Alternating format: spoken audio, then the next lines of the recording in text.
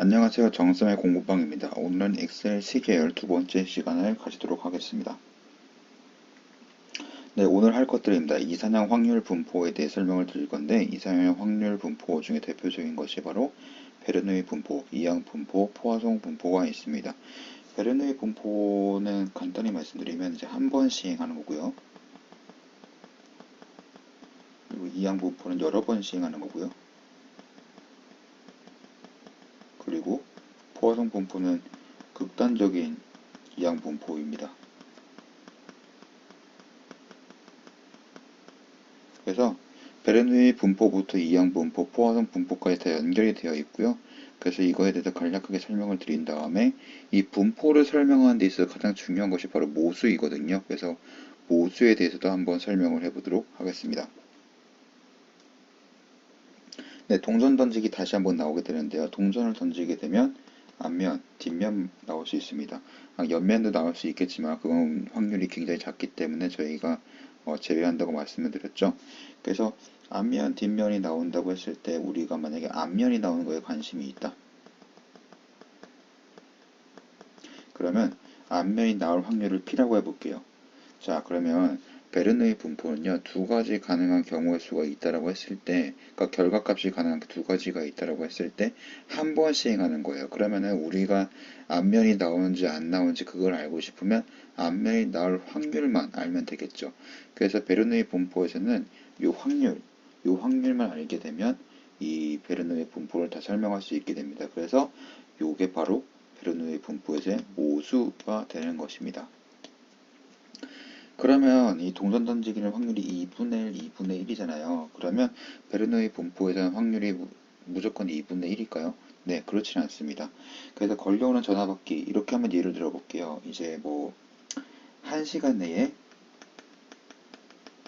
전화. 예를 들어서 뭐 1시간 내에 전화가 한 번 올 수도 있고 두 번 올 수도 있고 뭐 여러 번 올 수도 있겠지만 그건 전화가 와서 전화를 받은 거라고 표현할 수 있겠죠. 그러면 전화를 와서 받은 것과 전화가 안 와서 안 받은 것 이렇게 두 가지를 나눌 수 있다고 보면은 어 우리가 전화 상담원 같은 경우에는 거의 뭐 99%의 확률로 99% 확률 거의 100% 가까울 것 같은데 어쨌든 99%의 확률로 전화를 받았을 거예요. 근데 만약에 1%의 확률로 전화를 못 받을 수 있다라고 생각을 해볼게요.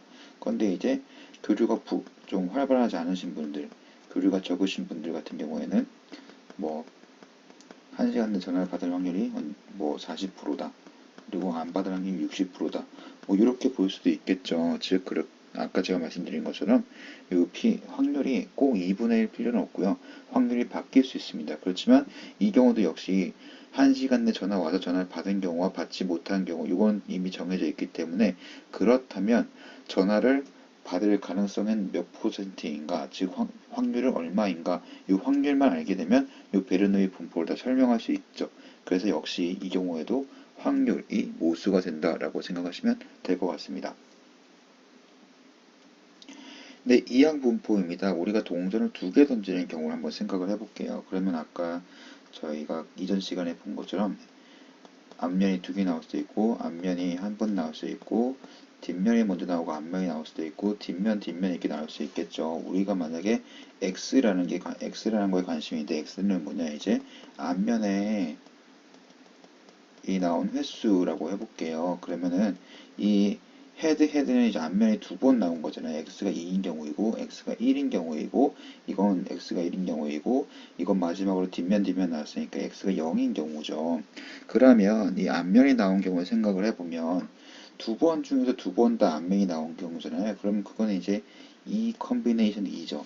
여기는 두 개 중에 하나가 나온 경우니까 이제 2 컨비네이션 1이고요. 그리고 여기서 그 두 개 중에서 두 개 모두 뒷면이 나온 거니까 이 컨비네이션 0이라고 볼 수가 있겠죠. 그런데 처음에 앞면 나올 확률 얼마 있죠? 네, 2분의 1. 그 다음에 또 앞면 나올 확률 얼마 있죠? 2분의 1이죠. 그럼 앞면이 나오는 게 두 번이잖아요. 그럼 뒷면 나오는 건요? 없네요. 그 0이라고 볼 수 있을 것 같아요. 그럼 여기서 앞면이 나올 확률이 몇 번 있죠? 한 번 나왔어요. 뒷면이 나올 확률은 한 번이에요. 그쵸? 이렇게 볼 수가 있고 그럼 이거는 앞면 나올 확률 얼마나 있죠? 0이에요. 뒷면 얼마 나오죠? 두 번 나와요. 그래서 이거를 계산을 해보면 2C이니까 1이 되는 거고 2분의 1에 2승이니까 4분의 1이 되겠네요. 그쵸? 요거는 이제 2분의 1에 2에다가 4분의 1을 곱한 거니까 2분의 1이 될 것이고요. 그리고 요거는 이제 1에다가 4분의 1을 곱한 거니까 4분의 1이 될 거예요. 그래서 요 4분의 1, 2분의 1, 4분의 1 더하면 1이 되는 거죠. 즉 확률은 분포에 있는 확률을 다 더하게 되면 그건 항상 1이 나오게 되는 겁니다. 그래서 이 두 번 던졌다고 했을 때 이 두 번 다 앞면 나올 확률은 4분의 1, 한 면만 앞면이 나올 확률은 2분의 1, 그리고 아예 앞면이 나오지 않은 확률은 4분의 1이라고 보시면 될 것 같습니다. 그러면 이거를 만약에 n번 던진 걸 확장을 해본다면 이런 식의 그 구성을 할 수가 있어요. 네, 그렇죠. 그래서 두 번 던지는 것에 n번을 던지게 된다면 이렇게 식을 쓸 수가 있는데 이것이 바로 probability mass function 이라고 해가지고 확률, 밀도 함수라고 하게 되는 겁니다. 그래서 이 두 개, 한 개, 0개 나왔을 때 확률 밀도 함수 값을 그려보면요. 0하고 1하고 2가 있는 것이고 여기가 4분의 1, 여기가 2분의 1, 여기가 4분의 1 이렇게 그려지게 되겠죠. 그리고 나머지 이 부분들은 다 0의 값을 가지게 될 거예요. 0의 값을 가지게 될 거고 여기만 이제 4분의 1, 2분의 1, 4분의 1의 값을 가지게 될 텐데 그러면 이 n번 던지는 건 말 그대로 이제 0부터 1, 2, 3, 4, 5, 6, 7 이렇게 해가지고 n번째까지 해가지고 각각의 값들을 가질 수 있겠죠. 그쵸? 이렇게 가질 수 있는데 마찬가지로 이 사이사이 값들은 다 네, 사이사이 값들은 다 0이 될 겁니다. 0이 될 거고요. 그래서 우리가 그러면 이제 이 함수, 즉 이 이항 분포의 모수는 뭘까 생각을 해볼 수가 있는데요. 일단 아까 베른누이 분포처럼 우리가 관심 있는 앞면이 나올 확률을 알아야 되겠죠. 그렇죠? 그래서 앞면이 나올 확률 P 요거 하나 알고 계셔야 됩니다. 그게 또 하나가 뭐가 있죠? 맞아요. 이항 분포는 두 번 던질 수도 있고 세 번 던질 수도 있고 이렇게 해가지고 n번까지 던질 수 있죠. 그렇기 때문에 요 우리가 관심 있는 요 확률 밀도 함수를 구하려면 이건 두 번 던졌을 때 확률 밀도 함수이고 이건 n번 던졌을 때 확률 밀도 함수잖아요. 이건 다르죠? 그렇죠? 다르기 때문에 우리가 몇 번 던졌니? 시행 횟수도 알아야 되는 겁니다. 시행 횟수를 바로 우리가 n이라고 할 수가 있는 것이죠. 그래서 요 n하고 p 이 두 가지가 바로 이항 분포의 모수라고 볼 수 있습니다. 즉 n하고 p 두 가지만 있으면 이항 분포를 설명할 수 있다. 이렇게 생각할 수가 있는 것이죠. 근데 다음으로 포화성 분포에 대해서 알아보도록 하겠습니다. 포화성 분포는 맨 처음에 말씀드린 것처럼 극단적인 이항 분포입니다. 그래서 시행일수가 무한대, 확률이 거의 0으로 간다고 했는데 n이 무한대로 가는 경우고 p는 0으로 가는 이게 동시에 발생하는 경우라고 볼 수가 있습니다. 그런데 포화성 분포는 극단적인 이항 분포이기 때문에 이항 분포의 성질을 공유하게 되죠. 그러면 만약에 단위 시간당 우리가 관심 있는 사건이 몇 번이나 일어날 수 있을까요? 요게 이제 생각해 볼 수 있는 건데 만약 n번을 던진다고 하면 n번에다가 확률을 곱해주면 그게 이제 우리가 생각하는 어떤 기대값이 나올 수 있겠죠. 즉 만약에 그 동전을 10번 던졌다 그러면은 앞에 나올 확률이 2분의 1이니까 그러면 5번 정도는 앞면이 나오겠네. 그게 바로 우리가 기대값이라고 할 수 있는 것이죠. 그 기대값을 우리가 람다라고 표현을 하게 된다면 이 포화성 분포의 그 PMF 펑션은 이런 형태를 띠게 됩니다. i 팩토리얼분의 람다의 i승의 2의 마이너스 람다가 되는 것이죠. 이게 바로 이제 포화성 분포의 PMF라고 보시면 되겠습니다. 그래서 여기서 보시면은 그 람다 값만 알면은 이제 모든 것을 다 해결할 수가 있는 거죠. 그래서 포화성 분포의 모수는 람다라고 보시면 될 것 같습니다. 여기서 모수 한번 정리하고 갈게요. 베르누이에서는 P였고 이항에서는 n하고 p였고, 그리고 포화송에서는 람다였습니다. 즉 각각의 분포에 따라서 요것만 알 수 있으면 이제 각각의 분포를 다 표현할 수 있고 설명할 수 있다라는 것이죠. 그러면 우리가 어떤 사회 현상을 설명한다고 했을 때 사회 현상을 만약에 이항 분포로 설명을 하고 싶다.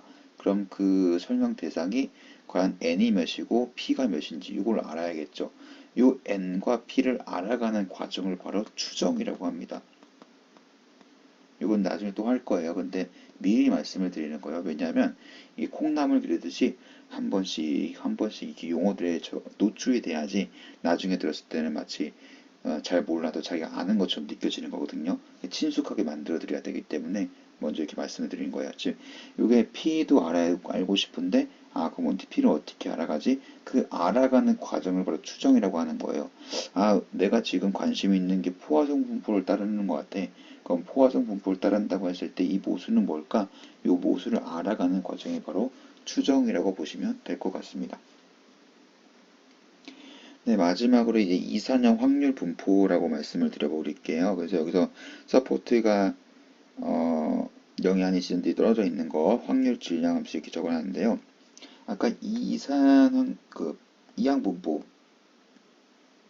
x는 0인 경우, x는 1인 경우, x는 2인 경우 해가지고 여기가 4분의 1이었고 여기 2분의 1이었고 여기 4분의 1이었고 아까 제가 말씀드렸을 때 나머지 공간들은 다 0이라고 말씀을 드렸어요. 그쵸? 이 서포트가 뭘 의미하는 거냐면요. 그 PMF의 값이 0보다 큰 지점을 이제 서포트라고 하는 거예요. 그럼 여기서 서포트는 요 지점, 요 지점, 요 지점이겠죠. 여기는 서포트가 될 수 없죠. 왜 0이니까. 여기도 될 수가 없죠. 0이니까. 여기도 어떻게 할 수 없죠. 0이니까. 그러면 서포트가 PMF 값이 0 이상인 지점만 의미하는 것이니까 바로 요 지점, 요 지점, 요 지점인데 이게 연속돼 있나요? 떨어져 있나요? 떨어져 있죠. 맞아요. 서포트가 떨어져 있는 거. 즉 연속하지 않은 거.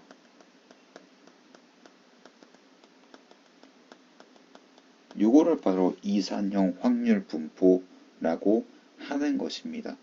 그렇기 때문에 이렇게 보는 것이고요.